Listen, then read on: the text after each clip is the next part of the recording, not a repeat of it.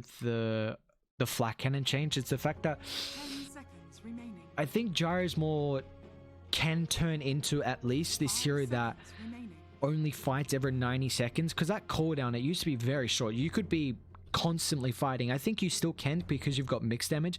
The only interesting thing is they picked the Gyro into the Morphling, and Morphling loves being able to replicate the Gyro and get that free flat cannon.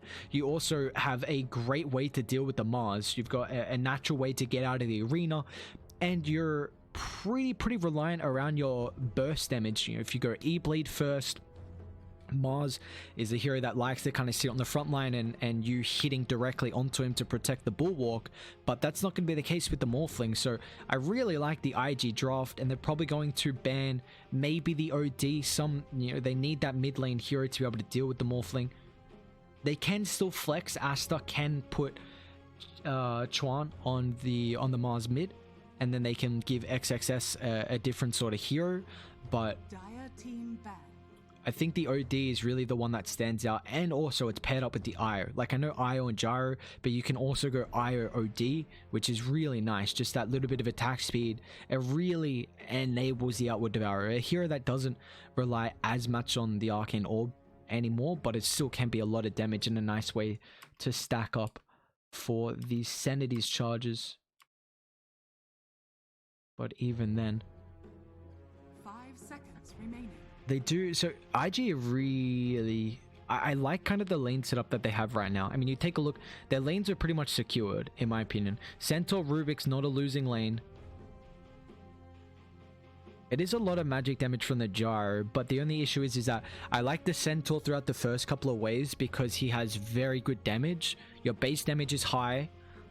You have the Retaliate to increase that. You also kind of go Quelling Blade. Sometimes we're seeing the Centaur go for a lot more like Ring of Regens, or kind of like that first item Ring of Tarrasque. But regardless, Gyro's base damage is incredibly low. Like, you very much struggle until you get a couple more levels and a couple of Wraith Bands as well. So you do sort of struggle to be able to last it in the lane early against this hero. And I mean, what is an IO going to do into a lane? If it's an IO Mars, 2 strength heroes versus the Undying, just that decay is just... It's going to make them completely useless. Like, their health pool is going to be so low, their damage as well. I just really struggle with that. I think the lanes are incredibly important right now, and they picked the Gyrocopter into the Morphling. And usually, the team that has first pick should be the one that is winning kind of the lane setup a lot of the time, because how it goes is you pick the Mars, the enemy team then goes their 2-3 picks. So you have, okay, let me say it like this: you have the 4th pick, 6th pick, and 8th pick. All of those picks are able to, you see a hero, you see the enemy's hero before you pick that. So it's really nice to be able to kind of counter those heroes. So a lot of the time you have the better draft going into this last pick, and then usually the 10th pick is the big, you know, it's the gotcha pick. It's the one that has an incredible lane matchup and does really well throughout the game, because you prioritize that hero, giving him last pick and not really getting countered. And that's a struggle. I mean, I'd say I like the draft from IG. They might struggle with killing. Do they have damage issues? That's my one question on IG. I think they need a damage hero right now, because the Undying at the later stages, you know, still 15-20 minutes Undying, his damage is still going to fall off. It'll be a lot better than towards the later stages of the game, but I feel like you're fine with being able to deal with the Rubik Centaur as well. And they're going to Void Spirit. I love that. That's going to up their damage. He can go Spirit Vessel as well to deal with the tanky DK and the IO constant heals. I think that's something they really needed here. The interesting thing is that how they want to play the lane is Dragon Knight's a hero that you kind of get level 6 around the 530 mark when the catapult meets that mid wave, and you really want to use that first catapult timing with your first level 6 as well to put pressure on the tower. So DK is kind of someone who just sits in the lane, pushes it out, hits the objective, whereas Void Spirit is someone who really wants to put a lot more emphasis onto increasing the tempo and being being a hero that can make rotations depending on if he gets a fast level 6, depending on if there's a good power rune for him. But into a Dragon Knight, it's going to make it very difficult for Emo to actually leave this mid lane. Unless he fully clears the creeps and then has a power rune and can go help gank, leaving that lane to a DK with the Elder Dragon form, they might lose that tower really fast. But I like the IG lineup a lot. I think I was a little worried that they might lack some damage, but with the Void Spirit getting picked up, I think Emo is going to have quite a good game. They don't have the greatest ways to lock that hero down. I mean, you can... I'm trying to think. You can dodge the Gyro Homing Missile with the Dissimulate. You can dodge the Spear as well. They don't have any, like, instant stuns. It's just the DK. So maybe they can, like, Disruption set up potentially... like into a spear or something like that, but they're really going to struggle at actually being able to lock down the Void Spirit. So it will be incredibly interesting to see how they're actually able to play it up here. But game 1, ladies and gentlemen, Invictus Gaming up against Team Aster. First best of 3 for the night as well. It's going to be very, very entertaining to watch. But of course, the big question mark is the Mars right now feels like a incredibly strong hero. Like, you are able to just lane kind of willy-nilly, and they also do put the Shadow Demon on the 4. So Baboka's going to play the 5 Ire. But even then, Baboka's back on the 4 now, actually, I believe. Because I know Fate, I know they switched it up a couple times. And Baboka could just be their IO player as well. You see they got double headdress. He's also got the Ringer region, but mainly you want the IO on the 4, actually. So I'll take that back. Apologies, that was awkward. I was more... it's the fact that they have the Shadow Demon with the Mars lane, which you can always put the Shadow Demon in the safe lane or the off lane. It's nice in the regard that you have the disruption into like a spear setup. It's able to help out there, but we'll be 2-2 a piece in the bounties, but...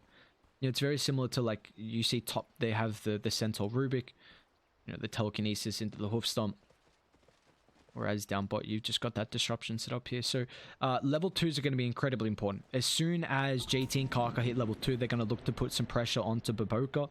Maybe if they can force out the tether and with this on cooldown, then it's going to be nice so he doesn't have any kind of save to be able to disengage, I should say. But, lanes are incredibly important. We'll see what team is going to be able to get this, you know, favorable lane setup. It looks like, you know, it's nothing really too different.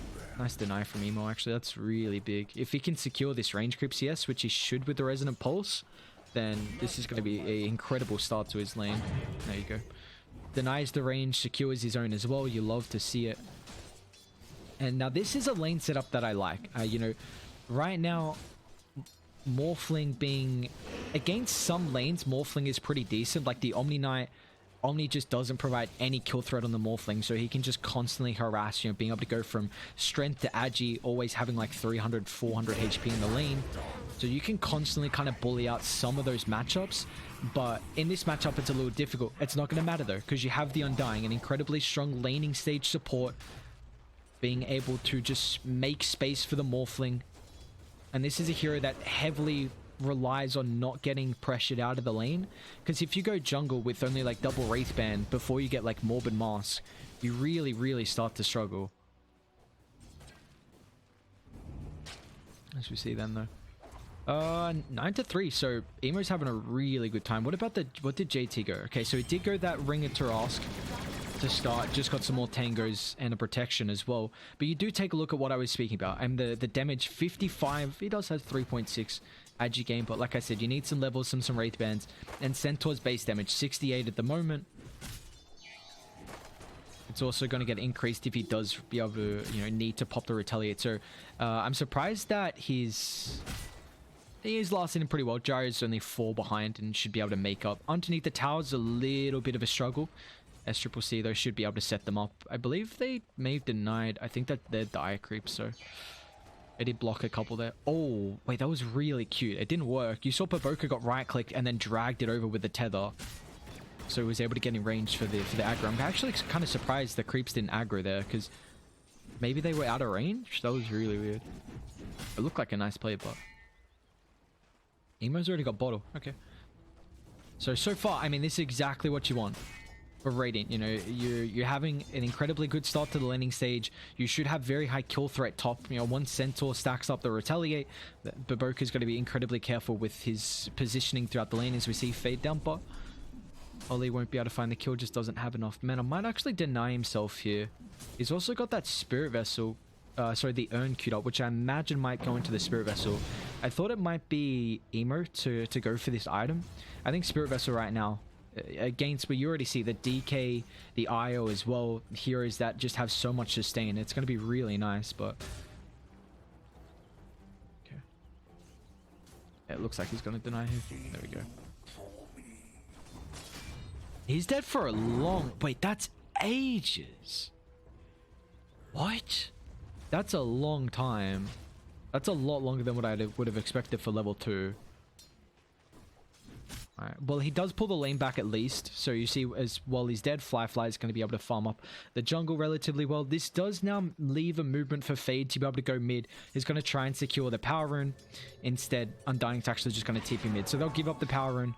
He gets it anyway. Does Chinon? Yeah, Chuan doesn't have a bottle, so it doesn't matter. But I like that movement because the lane was already pushed in, and they knew that Morphling was solo. It's just nice to be able to, especially with that first power rune as well. And if the enemy mid laner has a bottle, you really want to put as much emphasis on that as possible. Undying, I think he's actually stuck here with the illusions. Fate's done a really good job. Oh, do enough damage. Looks like Emo rotating over.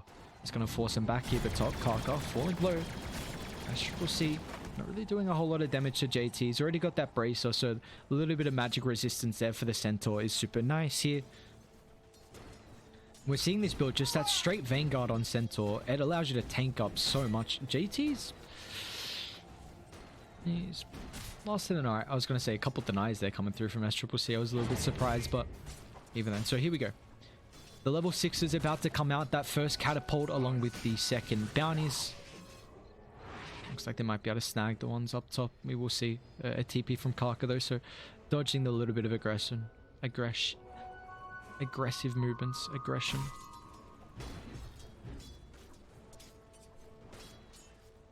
Trying to see what...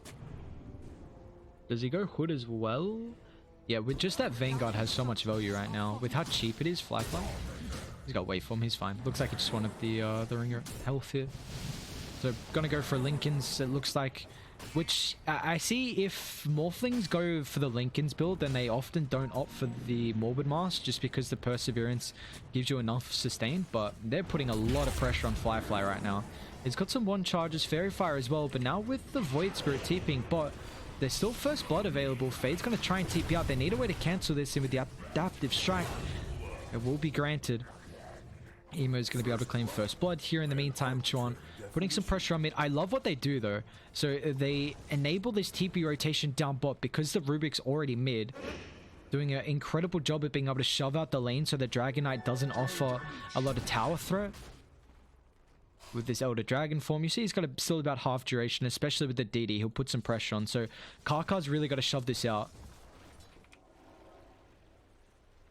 Radiant's top tower This is going to be tricky for him, but yeah, you gotta... that's the nice thing on what they do is that you enable the Void Spirit to make that rotation because the Rubik's already mid, dragging the creeps off the tower.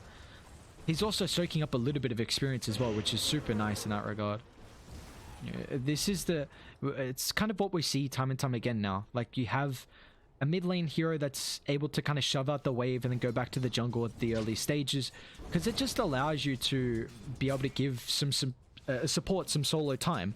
Like, it's so much value right now having a support who's able to take that mid lane and use the golden experience very early on, because you'll make up for it. You know, the rotations they do, the stacks they do, it'll all be for a worthy cause once you do take over that mid lane. That's why we see, you know, the TA, the Shadow Fiend. I could list off a bunch right now. Lena, but again, I'm not really... That hero still feels like it's not too strong at the moment. But you see, they're able to leave for Fly solo. So it looks like both teams just going to have a 1v1 down bot here. Fly should do relatively well. This is where the Morphling wants to be. Like, Mars doesn't offer any kill threat. Fly does have to be careful how low he is, because if he lands a spear from out of fog, once he hits that higher level 6 maybe XXS with the spear from out of fog, but you know, every level Fly gets in the attribute shift, he just has more survivability, a lot more kind of pressure in the lane as well. But yeah, it's just 1 kill so far. 8 minutes into the game, we might actually see one on the DK. This is going to be a tricky one. Dragonite's incredibly tanky with the double bracer, and Chuan's also actually going to go for the blink first item here. Choreo? Not going to be able to get it. Yeah, he's going to go blink first item with the double bracer and the treads completed. So this is interesting. Okay.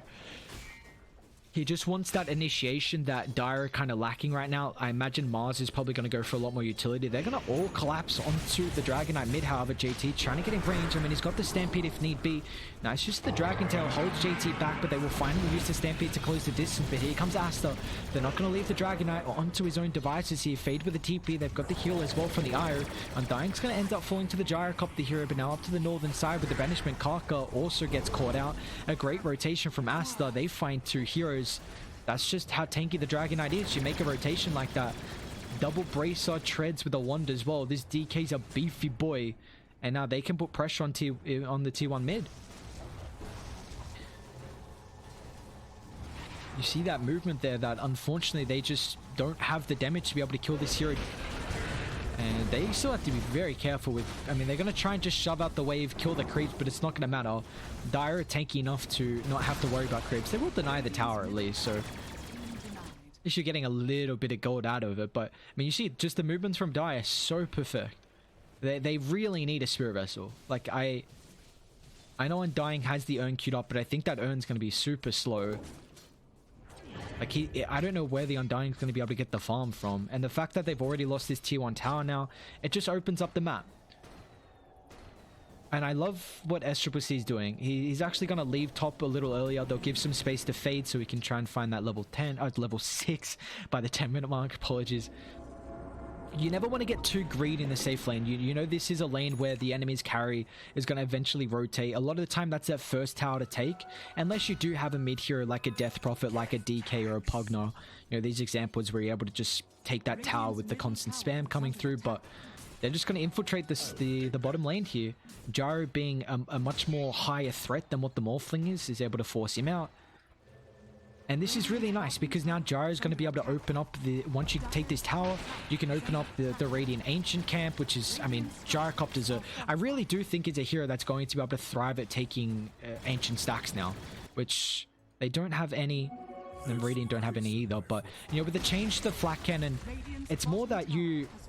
Oh, he's got to go BKB first item. So this leads me to believe that SCCC really wants to get aggressive early with the BKB. Like, if he wanted to continue farming, he'd go like Maelstrom or like Ags, something like that. Instead, he's going to go BKB and trying to group up early. I guess he does have the steroid in the ire to increase his farm, but it's the setup. XXS spear off the mark here, unfortunately, so Fly will be fine. You see, even then it's hard to connect the spear. I believe you can attribute shift through midair. That's actually something that I need to double check. You might be able to. But you see Fly is getting a decent chunk out of it. You know, he's still neck and neck with the net worth, with the leaders on top coming through from Aster. You know, we haven't seen too much kill threat in the meantime across the map, as they might just kind of force out Emo here. There's not really a whole lot they can do. You know, make him use his astral step charges. More just putting pressure on so he just can't farm this bottom side. But I love what Dire are doing. Like, they're occupying the bottom... Oh, he does deny. That's unfortunate. But they just occupy this bottom side of the map because it now opens top for a couple of supports here. Like I said, they can now, you know, occupy the Radiant Ancient camp, but they're gonna bait in the meantime with this smoke. But relocate mid, actually, really fun. It's gonna be the Centaur, so the arena dropped it. Only JT is going to get caught, but I feel like they're okay with that. Aster were kind of aware that there was a movement coming through bot. They do know Baboka's in the area, so they're going to get set up here. Maybe... I don't think they'd bring Gyro back yet. Poor old Baboka's going to get caught here. As the tether goes down to the creep, and now with the TP, Baboka... Doesn't make it out though. You cannot escape me. I was gonna say though, like Aster were probably aware that that movement was happening, but it looked like it with how they backed off across the lane. So they're fine with using the relocate only for the Centaur kill. It looked like he was still gonna die anyway without the assistance, but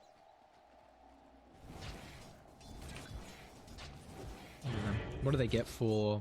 He's got the PMS. Probably not. I mean, I guess 8 agi. You'd rather have that over the 6 then, but alright. So he's got a triple stack here. Does not have the flat cannon maxed out, but with the change now, it's 5 attacks with a 20-second cooldown instead of the 6 attacks for a 40-second cooldown. So Gyrocopter definitely much better at being able to have this flash farming mechanic coming through, but JT really putting a lot of emphasis on this mid lane here. He does have the Stampede, but still with the Banishment and this, it's just going to pretty much kite away that full effect. And now without any movements coming through from the rest of the Invictus Gaming lineup, they're just going to leave JT to an island once again. So he does find that tier 1 tower mid, however. But you take a look what Dire are getting in the meantime. SCC's farming up his stack here. Chuan has his blink going to the BKB. I still have a lot of hope for the Morphling. I think Fly is going to be able to take over this game. The only issue is that he's gone the Lincoln, so he's going to be a little bit more slow with grouping up, or at least his damage output. Like if Fly went E-Blade first, then he would have a whole lot of damage. Do you see Undying? Whew. He'd have a whole lot of damage to be able to burst down the heroes, and that's a nice thing against the IO. I mean, you take a look though, I guess, how do they really control IO this game? Like, this is a hero that's... We see a lot of kind of burst to be able to negate that full sustain that the IO has, or even just a whole lot of like AoE control, the Tides, the Mags, the Wyverns, because you always know the IO is going to be grouping up with another hero here, so it's kind of easy to find that 2, maybe even 3-man initiation. But they're going to smoke up here. They do have the Elder Dragon form up in 30 seconds, so they're going to try and find a pick off here and maybe make a, you know, with that pick off, get a tower as well. But Emo's in the area, smoke's going to pop, but Emo with the blink, nice initiation from Chuan. They're going to find the kill with a follow up on the spear. Beautifully done. Just didn't react fast enough. I thought, he would have seen the Shadow Demon. Maybe he was looking at a different side of the map at that, just at that right second there, but that's a nice kill for them to take, because, I mean, you see the first death there from Emo. He's got the Crystallis. They're going to lead with Fly with the relocate. I mean, the Dragon Tail has to be fast enough. He's still able to get the strength bolt out fast enough. Raider on the backline here. Fly with the waveform to the higher gun. They'll drop the core down, so Karka's going to be the next target, and with the magic damage, the heal from Undying. I actually didn't think that heal would be fast enough there. Fly even snags the courier. He's got his own TP too. They able to disengage. They have the ward. That was a long TP. I've got no idea where he went, but now Fly. I was going to say, hang on, this TP is lasting a lot longer than what probably it should be. I mean, he's still got the waveform, but on the backline, XXS drops the arena, and now with the spear locking him in place here, it allows Dire to close the distance to get the follow-up stun. Oh no, Morphling. He may have potentially just misclicked and out. I mean, they had bottom control, so yeah, he definitely went to a tower that someone already TP'd to, unfortunately. Or that could... the first death, and he was getting a lot of farm as well. They also give the kill over to Chuan there. So a little unfortunate for the Morphling, but that's a nice fight for Team Aster here. I saw a medallion, correct? Yeah, Void's got a medallion. So as the Radiant lineup, you're going to have a lot more opportunities to take Roshan just with how you control the map. You already kind of see the vision as well. It's around Roshan, which is super nice. Where's the mango? Must be in a tree there, I guess. Have Dai got the mango tree? They do. They also have all their 2/2 items now. With the Ring of Aquila. That's a nice one to give over to the Gyrocopter if they need. What do Radiant have? Oh, Philosopher's Stone? Damn, Rubik's gonna eat that up.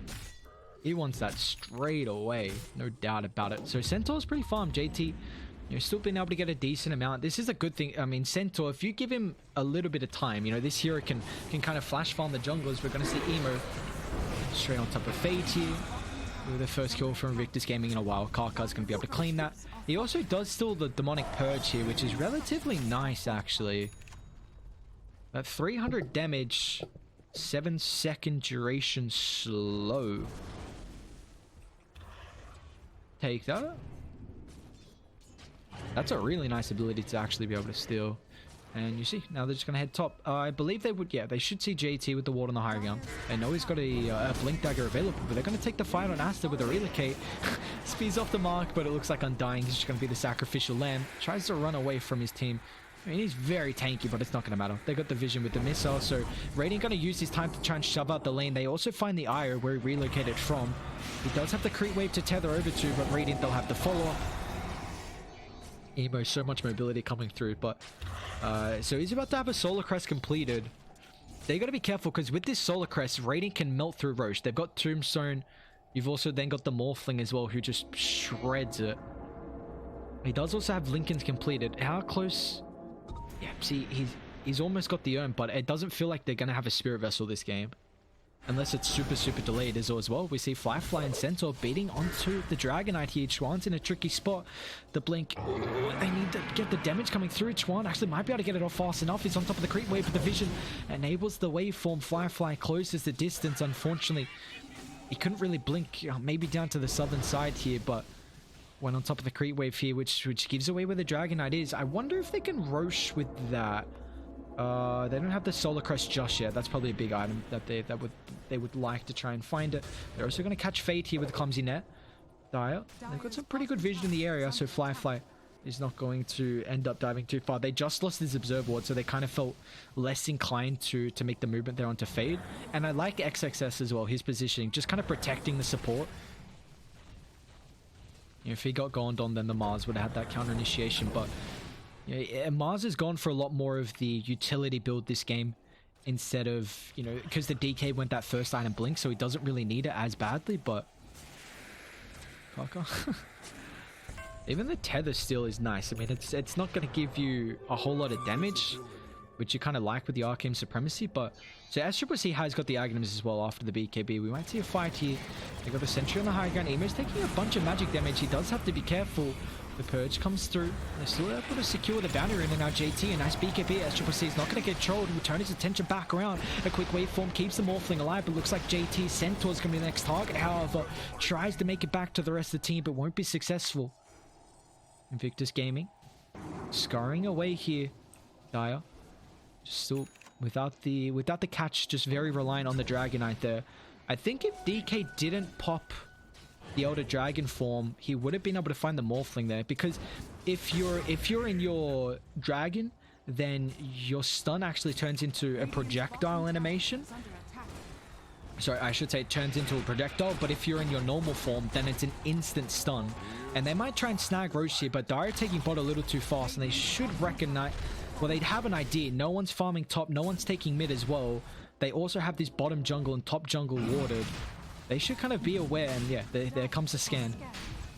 So this is happening incredibly fast here, but Dire, they're going to smoke up XXS. He's got the arena available, a third health left. They got to get there fast. They might be able to just in time. Chuan with the blink forward. He doesn't have the BKB. You got to remember now with the arena. Emo taking a little bit too much damage with the EK onto the backline as well. SCC trying to deal with the Aegis. They will be able to statch it here for the Dragonite. Now with the waveform up, Firefly is going to be able to stay alive. I'll try and catch out any supports with possible here, and it looks like the Undying is the target.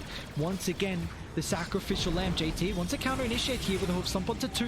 Firefly is able to get the replicate as well, so now with the flat cannon, a lot of damage onto the backline. Chuan, he's got his own BKB, still the second life to playing around with the Void Spirit controlled here. Just all that movement, not enough to keep him alive, and now JT as well. Oh, Stampede is enough to help out here. Blink's going to be up in a couple of seconds. They need the damage stick to come through, but it looks like with the spear, beautifully placed from XXS, catches out the Centaur before he can get the blink off fast enough. And Dire, really nice awareness of the map here. You saw all the lanes, no one was farming it. They had very good vision in their own jungle and the bottom jungle, so they were well aware of the movement from Invictus Gaming. They take away Roche with the Dragonite, snatching that. They take a very good fight as well. All of a sudden, the net worth lead 5,000. And you see just the Morphling's damage output feels very lackluster. Dire, they have too much sustain. coming through. I mean, the DK himself, you know, what is that, a 9-second BKB? The Gyro's on an 8-second BKB. You know, the magic damage early from Invictus Gaming just is not there. And this is partly rating. Find XXS. The arena just holds only one person in, but still a nice use of the Remnant dragged him closer to the Morphling to be able to get the adaptive strike burst. So that's a nice kill for them to take. They're looking to still pressure out the map here. They've got a couple of wards available for the Undying. Try and get some deep vision down, it looks like, around the ancient camp. I like this kind of ward if they're going to put it here. I mean, you know, the Gyrocopter wants to kind of play around these two camps, be able to pull them together and farm very efficiently. Still tier 1 bot to take. Flyfly's closing on the A-Blade though, so he's still doing relatively well with the farm, but the issue is that, you know, the Linken's just isn't giving him the damage at this early stage. So we see,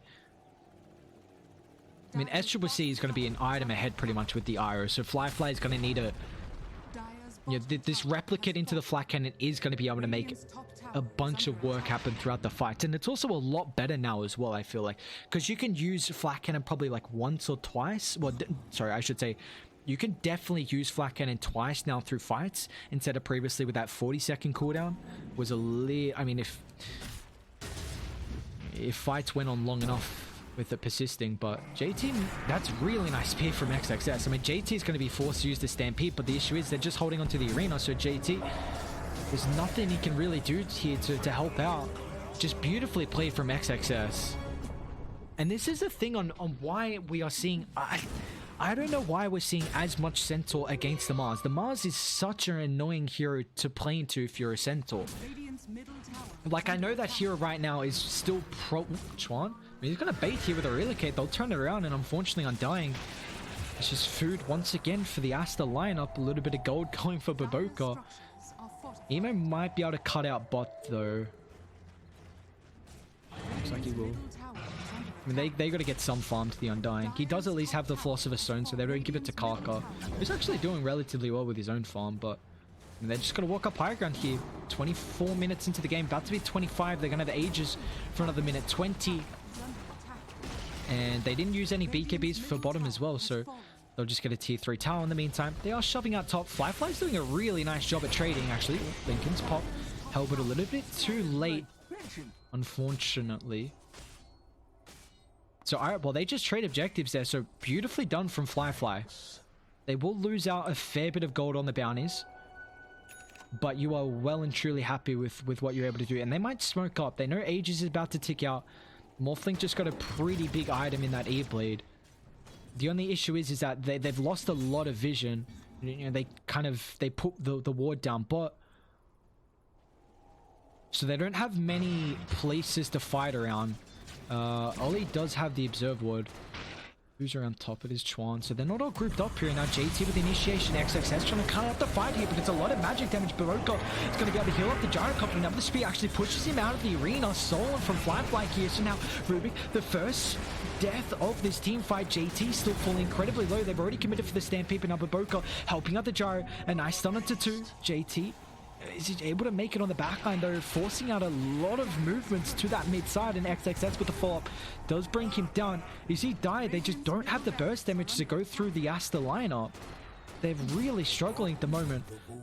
And Chuan's also going to be able to try and defend the mid wave so they don't cut it. The double arena there just not really being able to split up the fight well enough, and they'll just siege the high ground here. Radiant just aren't having the damage. They almost bursted down SCC, but Io has to be the person you kill first here. You have to kill the supports first, or you're not going to go through the cores. And this is the big thing about these supports that just requires so much attention. It's just going to enable how the cores can take these fights. And I mean, they finally have Spirit Vessel, but I think it's just way too late here. A full lane of racks down mid. They even get a tier 3 down bot as well.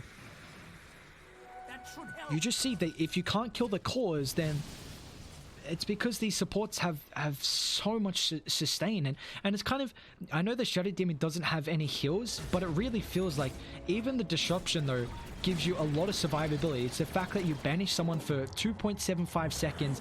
It's a really nice way. Just that increased duration allows for maybe the Ire to close the distance. Maybe it's going to disrupt the chain lockdown so you can get a BKB off as a core, but they'll find the Shadow Demon. A big target, but he's able to get the disruption off before the Remnant can latch. JT's still going to initiate. Finds a hoof stomp, sets up for Emo's burst coming through from the Void Spirit. They'll bring down one. They're still definitely not out of it. You know, it's only 8,000 gold deficit for the boys over on Invictus Gaming here. I still think it truly is a good Morphling game, but right now, Fly, he needs damage and he needs it fast. I think the BKB is a little bit too defensive. I think you're going to have to try and trust on your team to try and keep you alive here, which is a lot more difficult because you don't have someone like an Io, but you just see they're lacking a lot of damage at the moment. And I don't think Fly is going to have enough time to get a BKB and then a next item, whether that's Butterfly, would imagine. He might even go Daedalus for just raw damage, which it seems like they do kind of need right now. But yeah, SCC just always being that item ahead. Always that item ahead. The Ire potential. He also does have ways to be able to farm, you know, multiple camps or flash farm, you know, the jungle just with the flat cannon, but also with how he's itemized. So just SCC is doing an incredible job, and you know, Titanic's going to come around that ages as we take a look. I mean, things are looking incredibly strong, and Aster are doing with how they're positioning across the map. I really like how they're kind of setting out. Oh, I just got a Holy Locket. Interesting. With how they're setting out their heroes. Io and Gyrocopter playing as 2. The rest of the team are playing as 3 because Io and +1 is always going to be able to rejoin them. So there's no point of having Io with the majority. They do... Someone's pinging constantly. Looks like they just want to try and deal with the ward here. And this is where Radiant is just going to start grouping up. Do they have a gem? Oh, there's Sentry on the high ground here. Does anyone have a gem, actually? It doesn't look like it. No one's got a gem. Alright. Roche is going to be up in a minute 40, but I mean, look at the Dive's positioning. A ward inside the base. They got a ward on the higher ground as well here. Scan's going to connect. Radiant might go all the way on the Dire side instead of their own here. Well, they're going to replace an Observe ward where it just got dewarded. So, I mean, Dire know the movement straight away. You see they're going to try and peel the fight back towards the higher ground where they have the vision. Really nicely done from Aster. They are kind of split up at the moment, but you always do have that Ire relocate potential. They might be able to bait the bounty here, Fly, with the Lincoln, so a little bit hard to initiate. So they got to get the lane shoved out ASAP. Radiant, they have to get top pushed in. Bot's already in a decent spot right now, but you need to have this wrap potential because now with a full set of racks available to be able to claim, and top just takes away that Roche effect a lot of the time. Like, you can then get the outpost. It's nice to be able to TP on the backline with like a buyback, for an example. The only issue is they don't have the aggressive vision. So Dire are enabled to make these movements because of how the lanes are situated right now, and they're going to go straight on top of the Void Spirit.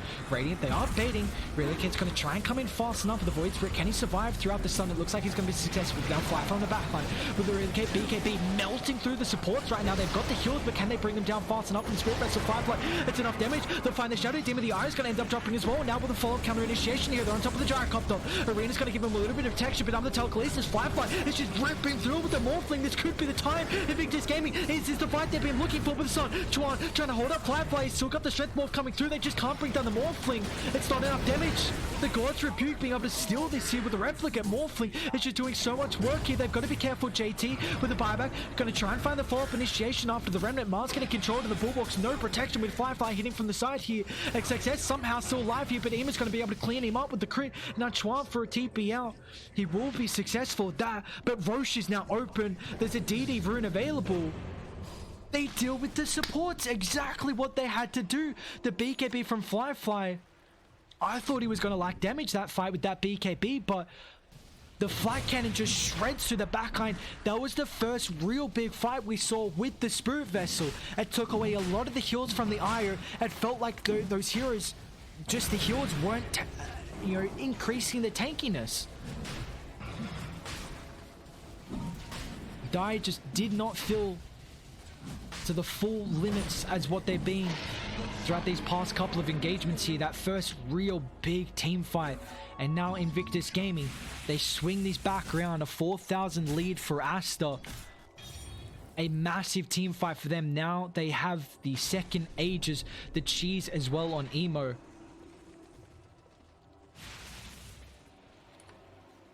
I was a little worried that Firefly was going to lack damage that fight, but it goes to show, man.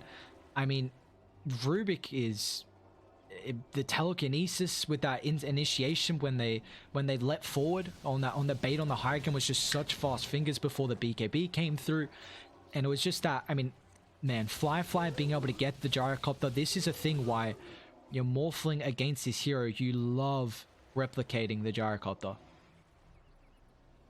You just have so much damage. And he's going to even go for a Silver's Edge. So the Silver's Edge got buffed recently with the... I believe it's 4 seconds with how long the debuff lasts. 4 seconds, it reduces healing and... yeah, it reduces HP regen and healing by 50%. So this is incredible against a DK. Someone who has built-in sustain. So he's got 39 HP regen right now. It's also going to stop, you know, if you get the Silver's Edge effect on the eye, you're more going for it because of Dragonite, because it's taking away the passive and also then the little bit of healing he gets. Both teams making a similar movement here. Guy trying to bait the gyrocopter down bot. They're in the vicinity in case they need a counter initiate, whereas we see Radiant trying to lead forward to where JT is positioning across the map from them. A connection with this smoke play. Wow, that ward got placed from miles away. Just the good old cast talents, but... So this is where we just see times kind of... where teams kind of mimic the movements. You all group up as 5, pretty much, you know, one person baiting, maybe a lane. Still, Io, Gyro want to play kind of together. The rest of Aster, not as much. But they can take this tier 2 down bot. They've got a pretty nice observe ward around the bounty rune. Do they have any smokes? They do. Fade's got one. That's it. So the only one was the Shadow Demon smoke. They're going to walk up here. They're going to be careful if no one's really situated in a spot to be able to pop the smoke around that observe ward. Undying, he's actually in a pretty decent spot still. They're going to see a lot of the couriers. They might be able to get throughout the trees fast enough. Straight on top of the Undying. Nice use the telekinesis. Going to give him a little bit of space to be able to... No, never mind. Melted down from the gods. Bringing out Rating. They might try and disengage. Firefly straight on top of Fade here. They're going to counter initiate. Emo uses both the Astral Step Charges now with the BKBs both. They need to bring down the supports to start the fight here. But Firefly taking a little bit too much damage. Emo's the ones that get caught out with the counter initiation from JT. Finds 3, but he's still caught out. They don't have the damage follow-up now with Emo dropped. Firefly, as soon as he sees that other core dying, he's just going to dip out straight away. Again, they don't bring down the... I mean, Shadow Demon drops, but they don't find the Ire. Right now, they just have way too many defensive items and not enough damage to melt through them. And now Chuan's going to be careful here. He does have the Orchid. So, I mean, Firefly's in a bit of a tricky spot here. Can they chain lock him down? That's the question. Karka, 4-star, pushes him further away from the base. They've got a lot of stuns to hold him in place here, and they'll deal with the first life. Void Spirit's going to buy back for this one as well, so they got to be careful, Dai, how far they do overstep, but it's just, look at the perfect chain lockdown. There's no way to disrupt this right now. It's just going to end up falling again. Aster, beautifully done. Firefly just could not move for what felt like 20 seconds and are dead for 80. No buyback available. He just doesn't have the gold, and Team Aster, they're going to be able to take game 1 here. Beautifully done with the synergy coming through, just completely locking the Morphling down. Could not do anything, and IG, they're forced to drop the Gs. When it felt like they were just did a incredible job. I mean, that the one fight where we saw those supports get melted, that was the one good fight for Radiant, but unfortunately after that they really struggled. You know, I don't know if I want to pin it all on the Spirit Vessel not being on the Void Spirit. I mean, I like Emo's item build this game. I think it's good, but I just don't know about the Undying getting Spirit Vessel. I mean, he got it at about 27 minutes into the game. I think that's really, really too late. I mean, Aster by that stage, they already well and truly had a lead, and by that time, the supports were able to get enough items so they didn't get bursted down. The cores were tanky enough as well. They had multiple ways, BKBs to be able to get rid of the spirit vessel.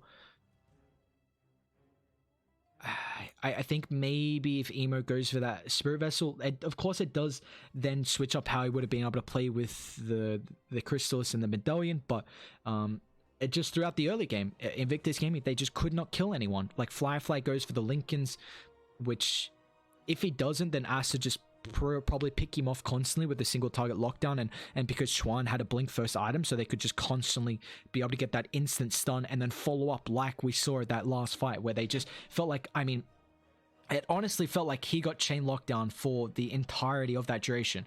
The Dragon Tail from the DK, Mars's speed, then Shadow Demon's disruption, Gyro was even joining with the homing missile. I don't know, they did a perfect job at locking them down. So unfortunately, in game one, Invictus Gaming just lacking a little bit of the damage to be able to go toe to toe up against the Team Aster lineup here, and I honestly wonder if the Iroh is going to get banned out in that next game. Iroh did an incredible job of just being able to keep these cores alive, and with this being said, Aster, they're going to be able to take game one in this best of 3. We'll take a quick break, ladies and gentlemen, until we're back with some more Dota.